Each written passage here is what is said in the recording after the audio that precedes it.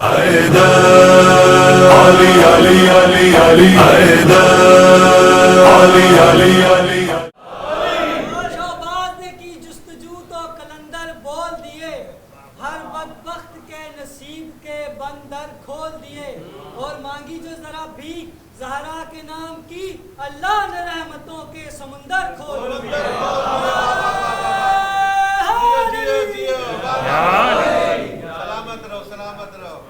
برائے خوشنودی مولا متقیان جناب ابو طالب علیہ السلام فاطمہ بنت اسد سلام اللہ علیہ سرکار ختمی مرتبہ صلی اللہ علیہ وآلہ وسلم صلوات۔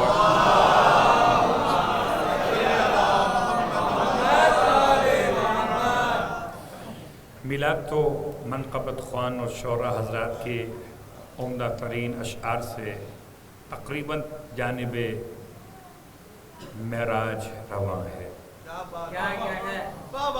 اور معراج پر جا کر ہی آپ کو نیاز ملے گی،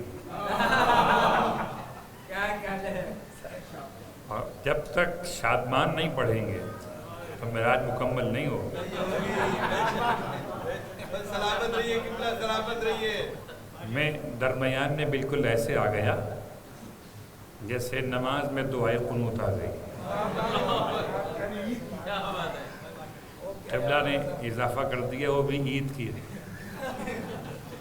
سب سے مشکل قنوت صلوات پڑھے محمد۔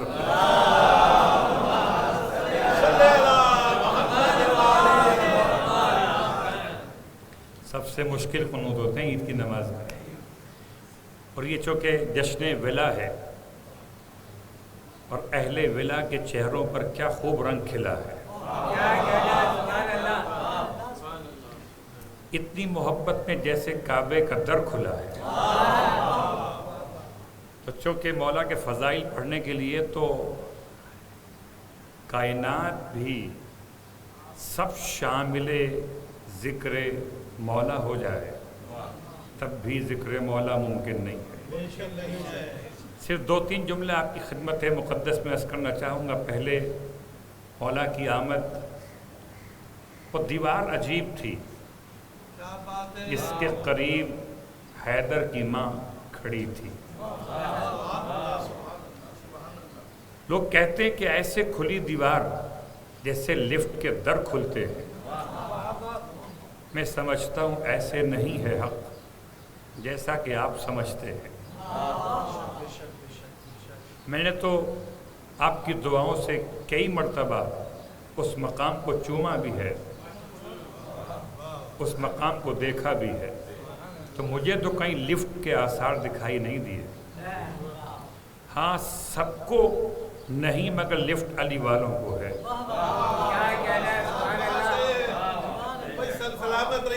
صرف ایک کارنر ہے، اس میں اختلاف ہے کہ اصل مقام کون سا ہے۔ بعض لوگ سمجھتے ہیں شاید کہ خانہ کعبہ کے 2 دروازے تھے، اور 2 دروازوں میں سے ایک دروازے کو بند کر دیا گیا، ایک تھا جانے کا، ایک تھا باہر نکلنے کا۔ کچھ واقعات ہوئے تھے کعبے میں چوری کے، تاریخ ہے خانہ کعبہ کی، آج بھی چوری ہو رہی ہے، وہ اور مسئلہ ہے۔ تو ایک دروازہ بند کر دیا گیا، اور یہ اللہ کے رسول نے ارشاد فرمایا تھا اپنی زوجہ سے، جناب عائشہ سے، کہ اگر تمہاری قوم نئی مسلمان نہ ہوئی ہوتی تو میں کعبے کو توڑ کے اس کے 2 دروازے بنا دیتا۔ اگر تمہاری قوم نئی مسلمان نہ ہوئی ہوتی تو کعبے کو توڑ کے اس کے 2 در بناتا۔ اس کا مطلب وہ 2 در بنیں گے، اول محمد نے نہ بنائے تو آخر محمد تو بنائے۔ نعرہ تکبیر، نعرہ رسالت، یا رسول اللہ، نعرہ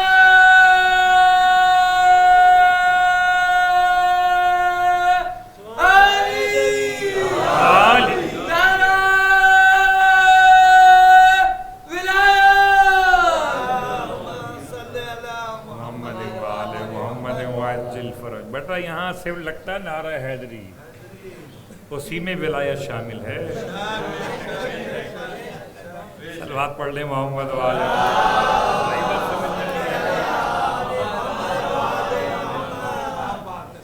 چونکہ آپ کی خدمت میں اختصار مطلوب خاطر ہے اور قبلہ بھی منتظر ہیں، شادمان بھی منتظر ہیں، اور وہاں کوئی مرحوم منتظر ہے میرے آنے کا. تو چونکہ اب برزخ والے بہت سنتے ہیں وہ الگ بات ہے. تو بات ہو رہی تھی خانہ کعبہ کے 2 در. تو بعض لوگ خیال کرتے شاید وہ جو در بند کیا گیا اس کے مقام پر ایک ترتیب عمارت کے لحاظ سے ایک نشان رکھا گیا، نشان در کے طور پر. لوگ سمجھتے شاید یہاں سے دیوار شق ہوئی تھی کہ بی بی اندر گئی. ایسا نہیں ہے. پھر کیسا ہے؟ امام فرماتے ہیں کہ رکن یمانی ہمارا دروازہ ہے، جب سے کھلا تب سے بند نہیں ہوا. رکن یمانی ہمارا دروازہ جب سے کھلا تب سے بند نہیں ہوا. رکن یمانی ہمارا وہ دروازہ جس سے ہم داخل جنت ہوں گے. امام فرما رہے ہیں رکن یمانی کا مطلب ایک کارنر ہے. اس کارنر پر بالکل جیسے حجر اسود ایک کارنر پہ لگا ہوا ہے، بالکل اس کے ہی انداز میں اس سے پہلے ایک کارنر ہے جس پر لوگ جا کر چومتے ہاتھ لگاتے، اور وہاں پر پتھر نکلتے رہتے ہیں اور وہ بھرتے رہتے ہیں. جتنا مال مسالہ لگاتے ہیں، چاندی کی کیلیں لگاتے ہیں، چاندی کی لگاؤ کہ سونے کی لگاؤ، تم جتنا سینا چاہو زخم کو مگر سی نہیں سکتے. خدا چاہتا ہے کہ قیامت تک در میں نشان رہے کہ ہے در. تو جناب فاطمہ بنت اسد سلام اللہ علیہ وہ کارنر کے پاس پہنچی ہیں اور آپ نے اپنے عقیدے کا اظہار فرمایا، دعا مانگی، اور جیسے دعا مانگی تو اب لوگ کہتے ہیں کہ ایسے دونوں دیوار کے حصے الگ ہوئے جیسے لفٹ کے گیٹ کھلتے. نہیں، ایسا نہیں کہ لفٹ کے گیٹ کھلنے میں شجاعت مادر حیدر سمجھ میں نہیں آئی، بلکہ دیوار ٹوٹی، پتھر گرے. دیوار ٹوٹی اور پتھر گرے. اللہ. اور اگر پتھر گرے اور دیوار ٹوٹی ہو تو پھر ڈرنا چاہیے، پیچھے ہٹتی، پتھر گر رہے ہیں. تو جس کی ماں کبھی پیچھے نہ ہٹی، اسد کی بیٹی ہے، نام فاطمہ ہے، اب دیوار ٹوٹے یا کچھ ٹوٹے پیچھے ہٹنا تو سیکھا ہی نہیں ہے. آگے بڑھی اور اتنا آگے بڑھی کہ کعبے میں داخل ہو گئی. کیا پہلے سے معلوم تھا؟ اور آپ داخل ہوئی، پیچھے سے دیوار کے پتھر واپس اڑے. میں سوچتا ہوں جب کعبہ بن رہا تھا تو ابراہیم علیہ السلام پتھر لگا رہے تھے، اسماعیل علیہ السلام پتھر لا رہے تھے. خدا نے انبیاء سے کام لیا، اور جب فاطمہ بنت اسد کو گھر میں بلایا تو انبیاء کا بھی انتظار نہ کیا. نہ کوئی مزدور آیا، نہ کوئی مہمان آیا. گویا جب کعبہ بنا تو خلق، فاطمہ کے لیے در بنا تو امر. اگر خلق اور امر کا فرق واضح ہو تو بات مکمل ہے. اگر مزدور آتے، دیوار کو توڑتے، آپ جاتی دیوار کو بناتے تو یہ امر نہیں خلق ہوتا. اور امر کیا ہے کہ آپ آئیں در بنا، گئیں در بند. نہ مزدور آئے نہ مزدور گئے. خدا اپنے ولی کے لیے کسی کو درمیان میں لاتا ہی نہیں ہے. 3 دن تک گھر میں رہیں، خدا کے گھر میں رہیں. جو اپنے گھروں میں تھے سب پریشان تھے کہ یہ گئیں تو گئیں کہاں. اور آپ کیا سمجھتے ہیں؟ بڑے تالے کھولنے کی کوشش کی. تالا کیسے کھلے جب تک نہ چاہے اللہ تعالیٰ.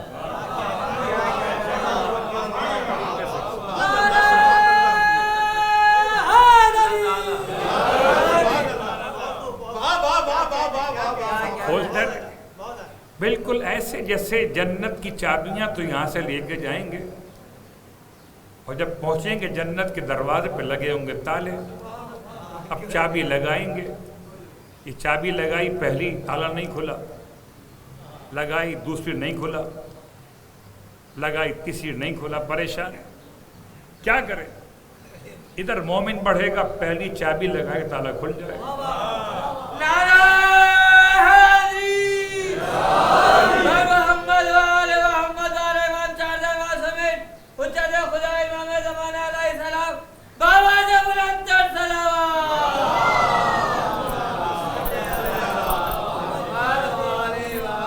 ساری چابیاں میرے ہاتھ میں ہیں، اب مجھے تو پتہ ہے نا کہ میرا در کون سی چابی سے کھلتا ہے۔ تو کی چین میں چاہے جتنی چابیاں ہوں، مجھے پتہ ہے میرا دروازہ کون سی چابی سے کھلتا ہے۔ تو گھر کا مالک جب آتا ہے تو چابی ڈھونڈتا نہیں ہے،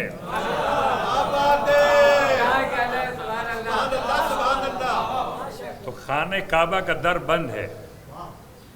اور بات سمیٹ رہا ہوں چونکہ میلاد نہیں پڑھنا تھا، مجھے خالی آپ کی زیارت کرنا تھی، یہ تو اس لیے یقین تھا کہ 2 حصے ملیں گے تو پڑھنے بیٹھ رہے ہیں۔ اب پتہ نہیں ظفر بھائی دیں گے نہیں دیں گے، وہ الگ بات ہے۔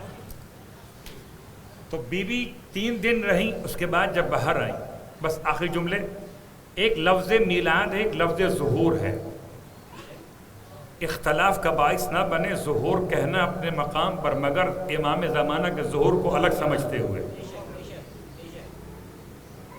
اور میلاد کا انکار نہ ہو، ولادت باسعادت کا یقین رکھتے ہوئے کہ ظہور میں والدین نہیں چاہیے ہوتے،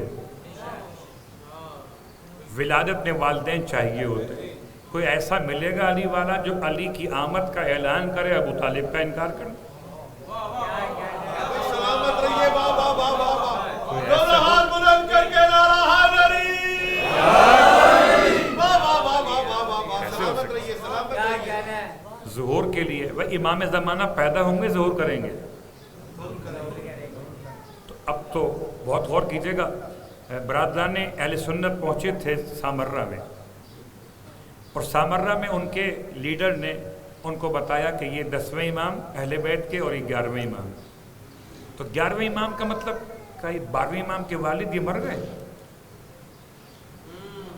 بہت غور کیجئے گا، 12ویں امام کے والد کا انتقال کر گئے، تو اب 12ویں امام پیدا کیسے ہوں گے؟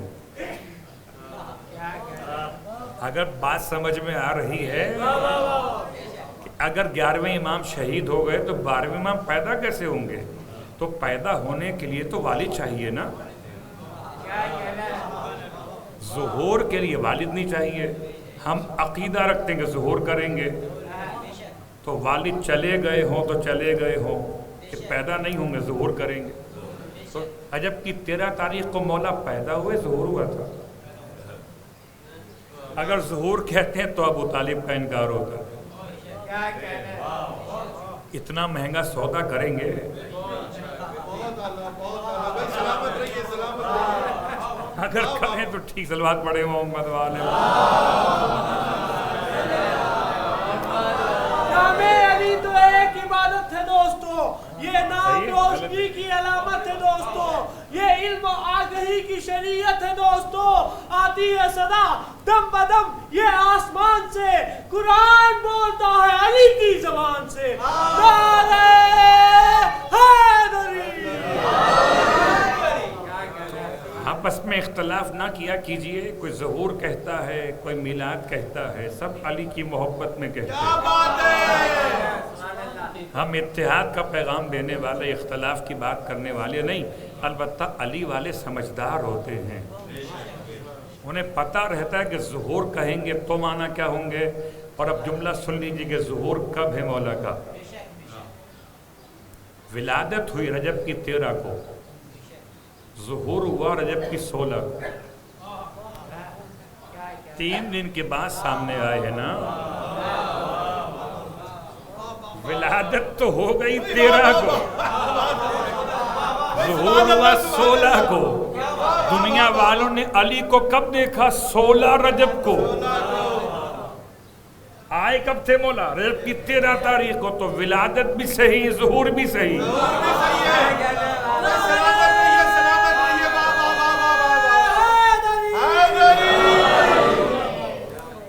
اور بس آخری بات کہ پروردگار مجھے اور آپ کو نصیب کرے خانہ کعبہ کی وہ زیارت، اس جا کے اس خاص مقام رکن یمانی کو چومیں، اور مولا سے جب ملاقات کریں تو مولا پوچھیں گے میلاد میں تو آئے تھے، نیاز تو کھائی تھی، مجھے کیا پسند پوچھا تھا مولوی صاحب سے؟